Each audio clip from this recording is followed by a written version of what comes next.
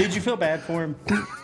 No. Undertaker's words were simple. No sympathy for Hogan. And honestly, he had his reasons. To him, Hogan's death wasn't a tragedy. It was karma finally catching up. But this wasn't just about wrestling grudges. It was about the lies, the manipulation, and the broken trust that defined Hogan's legacy. Let me break down his reasons. The beginning of the end, when the golden goose turned into a snake. To understand the depth of The Undertaker's feelings about Hulk Hogan, we need to go back to November 27, 1991, at the Survivor Series in Detroit, Michigan. This wasn't just another wrestling match. This was the night that would forever change how The Undertaker viewed the man who was supposed to be wrestling's greatest hero. The Undertaker was just 26 years old and only 1 year into his WWF career when he faced Hulk Hogan for the WWF Championship. He was about to become the youngest champion in company history, a moment that should have been the pinnacle of his early career. But Hulk Hogan had other plans. Well, fortunately, like I was devastated. And the whole deal was, it was a setup from the whole get-go, right? So back then, we would usually show up noon, on a TV or pay-per-view day. We show up at the arena around noon, 1 o'clock. Hogan would roll in about 4 or 5. So I remember getting there about noon, and Hogan was already there. And I'm walking down the hall. The first red flag should have been obvious. Hogan, who was notorious for arriving fashionably late to events, was already at the arena when The Undertaker arrived at noon. This was unprecedented behavior from the man who had made a career out of making dramatic entrances and keeping people waiting. But The Undertaker, still relatively new to the business and eager to prove himself, didn't immediately recognize the warning signs of what was about to unfold. Flag number 1. Red flag number 1, right? So he goes, hey kid, can I talk to you, right? So we go into one of the locker rooms, into the shower, right? That's where all the business was always done back in the day. You went into the shower, whether it was to fight, settle, whatever score, it always happened in the shower. So he's telling me, he goes, hey, I got this neck injury. He says, I'm really nervous about taking your finish. What happened next was a masterclass in psychological manipulation. Hogan pulled The Undertaker aside into the shower, the traditional location for serious wrestling business discussions, and began planting the seeds for what would become one of the most calculated betrayals in wrestling history. He claimed he had a pre-existing neck injury and expressed nervousness about taking The Undertaker's finishing move, the tombstone piledriver. The Undertaker, being the consummate professional he would become famous for, immediately reassured Hogan. And I was like, Hulk, believe me. I said, I will protect you. I pride myself on not hurting people. And I promise you, I will have you so tight that there's no way possible that you're going to hurt your neck. But Hogan wasn't finished with his psychological warfare. Throughout the entire day, every time The Undertaker encountered him, Hogan would remind him about the supposed neck injury. Every point during the day, I'd pass him in the hall or whatnot, I'd get the, remember about my neck, right? So that's all I got all day. It was my neck. This constant repetition wasn't accidental. It was a deliberate strategy designed to get inside The Undertaker's head, to make him doubt himself, and to create a situation where Hogan could control the narrative regardless of how the match actually went. Hogan was setting up The Undertaker for a fall that would protect his own image while potentially destroying a rising star's career. When it came time for the match finish, The Undertaker executed the tombstone piledriver with textbook precision. We go into the finish, Flair comes down, slides the chair down. I pick him up, and when I tell you I had the brother secure, he was secure. Boom. I give him the tombstone. As soon as my knees hit, I hear, oh. You got me, brother. My neck and my back. The moment The Undertaker's knees hit the ground, the exact position that ensures the opponent's safety during a tombstone piledriver, Hogan began his performance. He immediately started complaining about his neck and back, selling the injury as if The Undertaker had legitimately hurt him. For a 24-year-old wrestler who had been psychologically prepared all day for this exact scenario, it must have felt like his worst nightmare coming true. I'm like, my back. Yeah, I am much like, how I'm like, you have all these, like, I was 24, 25 years old, and I just crushed Hulk Hogan, right? That's what's going through my head.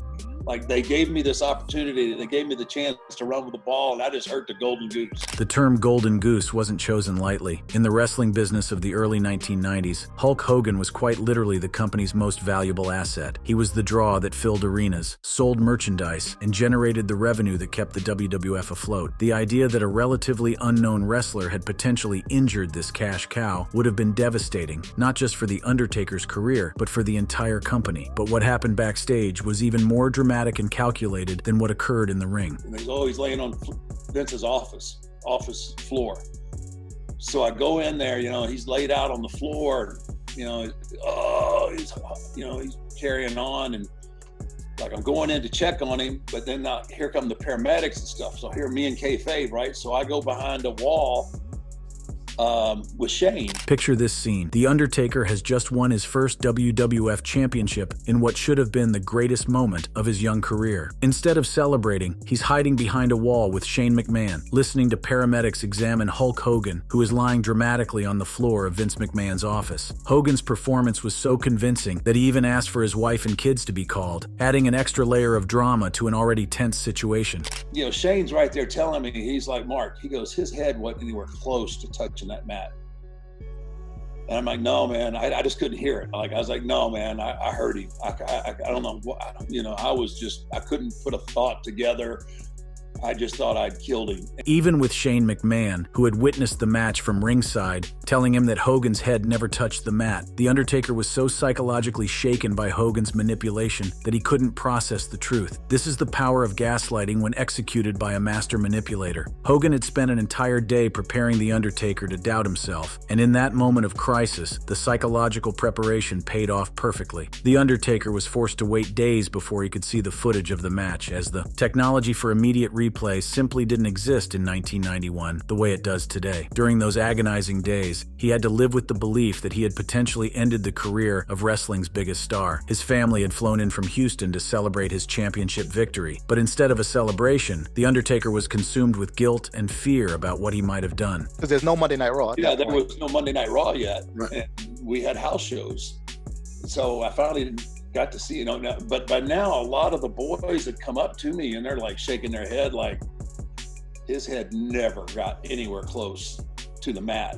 And you watch it back, you can tell his head never touched. When The Undertaker finally saw the footage, the truth was undeniable. The video clearly showed that Hogan's head was nowhere near the chair or the mat during the tombstone piledriver. Fellow wrestlers who had witnessed the match were telling him the same thing. There was no botch, no injury, no legitimate reason for Hogan's complaints. But by then, the damage to their relationship was already done. The revelation that Hogan had essentially lied about the injury put The Undertaker in an impossible position. I'm still a greenhorn, right? I mean, and now I've got to confront, the face of wrestling, the biggest draw, ever. And now I've got to figure out what I'm going to do here. Like, as a man, I got to know what the hell, but I also know that it's risking my professional career. This wasn't just about hurt feelings or professional disappointment. The Undertaker was facing a career-defining moment where he had to choose between his integrity as a man and his future in the wrestling business. Confronting Hulk Hogan, the most powerful wrestler in the company, about lying could have meant the end of everything The Undertaker had worked for. But staying silent would mean accepting that he was willing to be manipulated and lied to by someone he had trusted. The confrontation finally came at the follow-up event, this Tuesday in Texas, just 6 days after Survivor Series. The Undertaker approached Hogan with the video evidence, determined to get answers about what had really happened. What happened next would forever change how The Undertaker viewed not just Hulk Hogan, but the entire wrestling business.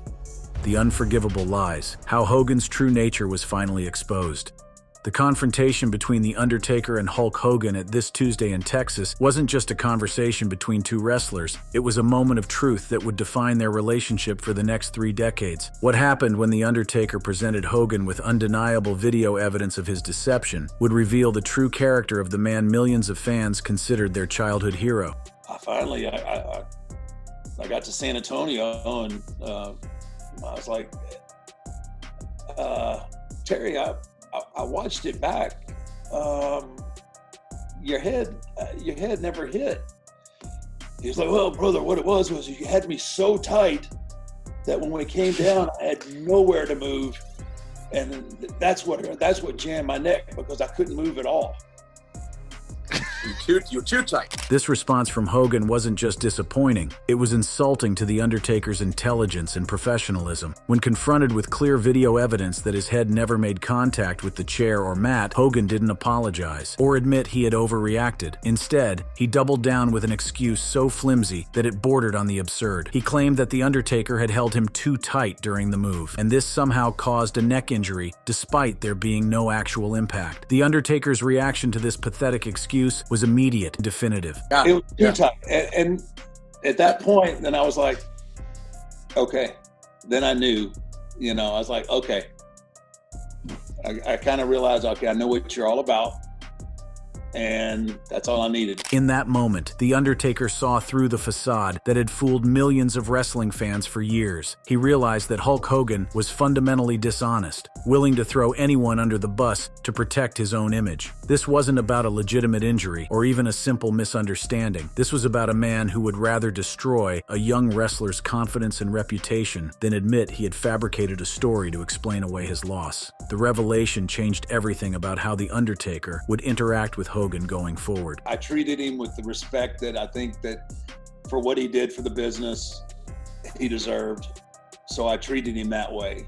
I was not overly friendly, but I did, if he was in the building, I always made sure to say hello and engage him in conversation. This professional courtesy wasn't born out of forgiveness or respect for Hogan as a person. It was The Undertaker's recognition of what Hogan had done for the wrestling business as a whole. But the personal relationship was forever damaged, and The Undertaker made it clear that he would always keep his guard up around Hogan. And that's not the only reason he believed Hogan's death was karma. Some of Hogan's past betrayals toward others played a role as well. One of the most notable examples came in 1986, when Jesse Ventura's hatred for Hogan was fueled by an even deeper betrayal. Ventura had attempted to organize a wrestlers' union before WrestleMania II to secure health insurance and retirement benefits for performers who were classified as independent contractors. Hogan, despite earning significantly more than his peers, informed Vince McMahon of Ventura's unionization efforts, leading McMahon to threaten firings and effectively kill the union movement. This betrayal had consequences that extended far beyond personal relationships. By sabotaging the union effort, Hogan contributed to systemic problems in wrestling that would plague performers for decades. Wrestlers continued to work without health insurance, retirement benefits, or the basic protections that unionized workers in other industries enjoyed. How many wrestlers suffered from injuries, addiction, or financial problems because they lacked the safety net that a union might have provided? How many died young because they couldn't afford proper medical care? Ventura learned about Hogan's betrayal during a 1991 lawsuit against McMahon, and Hogan admitted his involvement in a 2024 docuseries. When asked if he would ever reconcile with Hogan, Ventura's response was unequivocal. Never. This wasn't just personal animosity. This was about a fundamental betrayal of the wrestling community's collective welfare. Bret Hart's issues with Hogan were equally damaging to Hart's career.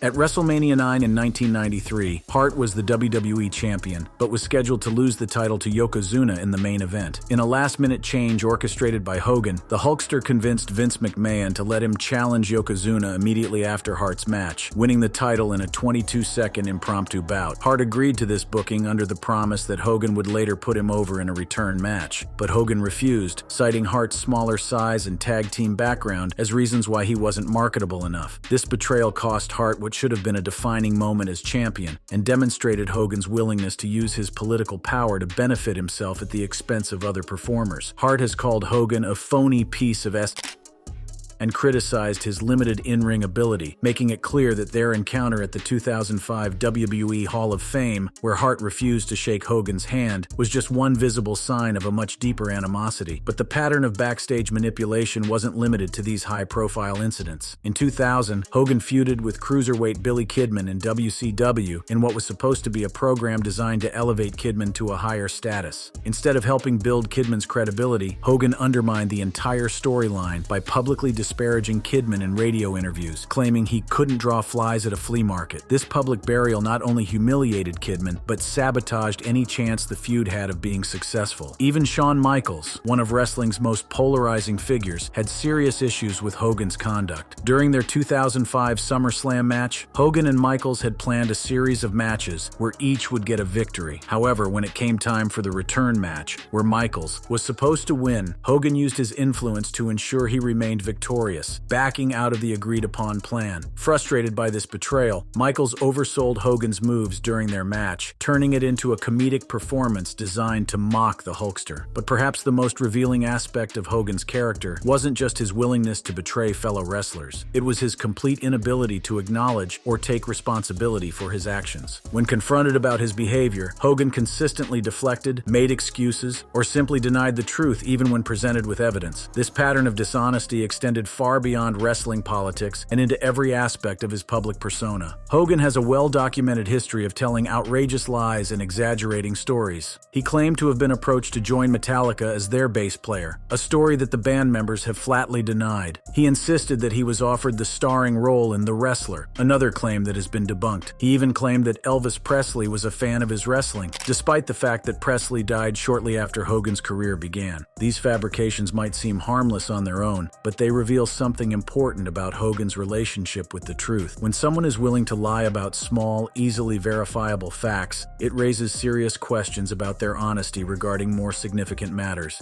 If Hogan was willing to fabricate stories about his interactions with rock stars and movie offers, why wouldn't he be willing to lie about an injury to protect his wrestling career? The pattern of dishonesty became even more problematic when it intersected with serious legal and ethical issues. During the 1990s WWF steroid trial, Hogan initially denied using performance-enhancing drugs, maintaining his vitamins narrative to protect his family-friendly image. However, when faced with the possibility of perjury charges, he admitted under oath to using steroids from 1976 to 1989, contradicting years of public denials. This wasn't just about personal drug use. Hogan's willingness to lie under oath about steroid use while maintaining his anti-drug public persona demonstrated a level of hypocrisy that disgusted many of his peers. How could wrestlers trust someone who would publicly promote clean living while privately doing the opposite, and then lie about it when questioned under oath? But the most damaging revelation about Hogan's character came in 2015, when audio from a 2007 sex tape captured him using racial slurs while discussing his daughter Brooke's relationship with a black man. The remarks included Hogan saying, I'd rather if she was going to summon, I'd rather have her marry an 8-foot-tall and worth $100 million. Like a basketball player, I guess we're all a little racist. He also admitted, I am a racist to a point. Out of everything that I've been through, this one hit me probably the hardest, and that's a heck of a thing to say, because I've been through a lot of crazy stuff. The revelation of these racist comments led to WWE terminating Hogan's contract and removing him from the Hall of Fame. But for many wrestlers, particularly black performers, this wasn't surprising news. It was confirmation of suspicions they had harbored for years. Mark Henry stated that the remarks personally hurt him, given wrestling's history of racial stereotypes, while black wrestlers collectively demanded genuine accountability from Hogan. I was to the point where I wanted to kill myself. I sat in my bathroom by myself when my ex-wife was gone and the kids were gone, and I was completely broken and destroyed. And even after his 2018 reinstatement to the WWE Hall of Fame, many wrestlers and fans remained skeptical of Hogan's apologies. The pattern was all too familiar. When caught in wrongdoing, Hogan would make public apologies that seemed designed more to protect his image than to demonstrate genuine remorse. His alignment with conservative political figures, including his vocal support for Donald Trump, further convinced critics that his racial attitudes hadn't fundamentally changed. For the Undertaker, watching these revelations about Hogan's character unfold over the decades must have been like watching a slow-motion confirmation of everything he had suspected since 1991. The man who had lied to his face about a fake injury was the same man who had betrayed Jesse Ventura's union efforts, sabotaged other wrestlers' careers, lied under oath about steroid use, and harbored racist attitudes while maintaining a public persona as an all-American hero. The final judgment, when karma finally caught up to Hulk Hogan. By January 6, 2025, the wrestling world had changed dramatically from that November night in 1991 when a young Undertaker first learned the truth about Hulk Hogan's character. The industry had become more transparent, fans had access to behind-the-scenes information, and the carefully constructed facades that protected wrestling's biggest stars were crumbling under the weight of social media scrutiny. But perhaps nowhere was this transformation more evident than in the moment when Hulk Hogan walked out for his final WWE appearance at Monday Night Raw's Netflix debut and was met with a chorus of boos that would have been unthinkable during the height of Hulkamania. For The Undertaker, watching from backstage as his longtime adversary was rejected by the very fans who had once worshipped him, this wasn't a moment for sympathy, it was vindication. After more than 3 decades of keeping his opinions about Hogan largely private, the dead man's reaction was as cold and cutting as any tombstone pile driver he'd ever delivered. That pop was something. It was something. It was a pop. It was. That was an ego pop. Lord have mercy. Wonder what you think he went back to the dress. Well, you were there. I was there. What happened? What happened backstage after he came back? No, from when I saw him, he was no selling it and pushing his beer. I didn't see him. I wasn't backstage when he came. The term ego pop was particularly cutting, a wrestling industry term for when someone gets a reaction based purely on their own self-importance rather than genuine fan appreciation. Did you feel bad for him? No. Hey man, I got feelings. I got feelings for people. Like, sometimes in life, things come back. Those 5 words, sometimes in life, things come back, encapsulated 3 decades of suppressed frustration, professional disappointment, and moral judgment. The Undertaker wasn't celebrating Hogan's humiliation out of petty vindictiveness. He was acknowledging that the wrestling business, like life itself, has a way of delivering justice to those who have spent years deceiving others. But to understand why this moment felt like such poetic justice to The Undertaker and so many others in the wrestling community, we need to examine just how completely Hogan's life had unraveled by 2025. The man who had once been wrestling's golden child had become a figure of controversy, family dysfunction, and public rejection. And much of it was the direct result of the character flaws that The Undertaker had identified more than 30 years earlier. Hogan's family life had become a public disaster that perfectly illustrated the consequences of his selfish and manipulative behavior. His marriage to Linda Hogan ended in a bitter 2009 divorce that was marked by allegations of his infidelity with Christiane Plant, a friend of his daughter Brooke. The affair was confirmed by Plant in a 2008 National Enquirer interview, representing not just a betrayal of his wife, but of his daughter's trust as well. The pattern of selfishness that had characterized Hogan's professional relationships was equally evident in his personal life.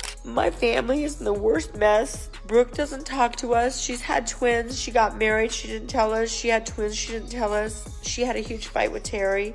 I don't know how that reflected onto me, but she cut me out too. I haven't talked to her for 7 years, almost 8 years now. By March 2025, his daughter Brooke had not spoken to him for approximately 8 years, a situation that became even more tragic when we learned the reasons behind it. In March 2025, Brooke publicly stated that she had gone no contact with both parents due to extreme verbal and mental abuse since childhood. The estrangement was so complete that when Brooke married Stephen Oleksy and had twins in January 2025, Hogan showed no interest in meeting his own grandchildren. When Hogan died on July 24, 2025, Brooke chose not to attend his funeral, instead honoring him privately at a beach. Her public explanation was that Hogan hated the morbidity of funerals and did not want one, but the underlying message was clear. Even in death, their relationship remained fractured. Hogan's son Nick also brought shame to the family through his reckless behavior. In 2007, at age 17, Nick was involved in a high-speed car crash that left his friend John Graziano permanently brain damaged and requiring lifelong care. The accident led to a civil lawsuit from Graziano's family, and Nick serving 166 days in jail. As recently as November 2023, Nick was arrested again for driving under the influence, showing that he had learned little from his earlier tragedy. The dysfunction in Hogan's family wasn't accidental. It was the predictable result of the same selfishness and dishonesty that had characterized his professional relationships. When you build your life on lies and manipulation, when you prioritize your own image over the welfare of others, when you're willing to betray anyone to protect yourself, the consequences inevitably spread to every aspect of your existence. Even after his 2018 reinstatement, many fans and wrestlers remained skeptical of Hogan's apologies. The pattern was familiar to anyone who had been paying attention to Hogan's career. When caught in wrongdoing, he would make public statements that seemed designed more to protect his image than demonstrate genuine remorse. His subsequent political activities, including his vocal support for Donald Trump, convinced many critics that his racial attitudes hadn't fundamentally changed. But what happened last week when they took a shot at my hero and they tried to kill the next president of the United States? Enough was enough! And I said, let Trumpomania run wild, brother. Let Trumpomania rule again. Let Trumpomania make America great again. Hogan's political turn in his final years represented the culmination of his transformation from beloved hero to divisive figure. His appearance at the 2024 Republican National Convention, where he tore off his shirt to reveal a Trump-Vance tank top, while proclaiming "Let Trumpomania run wild, brother," was met with mixed reactions. His inflammatory comments about then Vice President Kamala Harris, asking, "Do you want me to body slam Kamala Harris?" further alienated fans who remembered when Hulkamania represented unity rather than division. By the time of his final WWE appearance in January 2025, the transformation was complete. The man who had once been cheered by millions was now being booed while trying to sell his Real American beer. Hogan's own explanation for the negative reaction, that fans were rejecting his political beliefs, showed that he still didn't understand that the problem wasn't his politics, but his character. The democratization of wrestling information through podcasts, shoot interviews, and social media had finally exposed the truth that wrestlers like The Undertaker had kept private for decades. Fans now knew about Hogan's betrayal of Jesse Ventura's union efforts, his manipulation of younger wrestlers, his pattern of lies and exaggerations, and his willingness to prioritize his own success over the welfare of his colleagues. When Hogan died on July 24, 2025, exactly a decade after his WWE termination, the timing seemed almost poetic. He passed away from cardiac arrest at his home in Clearwater, Florida, following complications from neck surgery and while battling chronic lymphocytic leukemia. I've had 17 surgeries in the last 10 years. Oh my God. The circumstances of his death, weakened by years of wrestling injuries and the physical toll of a demanding lifestyle, served as a reminder that even the mightiest personas are ultimately mortal. What's not original here? The knees are fake, the hips are fake, the back's full of metal, and part of my face is full of metal. I didn't get the memo about the fake wrestling. I was gonna say. Yeah, I missed that part. But perhaps the most telling aspect of Hogan's death was how it was received by the wrestling community and his own family. While some peers like Ric Flair and John Cena offered respectful tributes, others like The Undertaker maintained their measured distance. The fact that his own daughter chose not to attend his funeral and that she felt compelled to publicly address rumors that he had tried to reconcile with her before his death spoke volumes about the personal cost of his behavior. Like the video? Click one of the cards to dive into more content like this.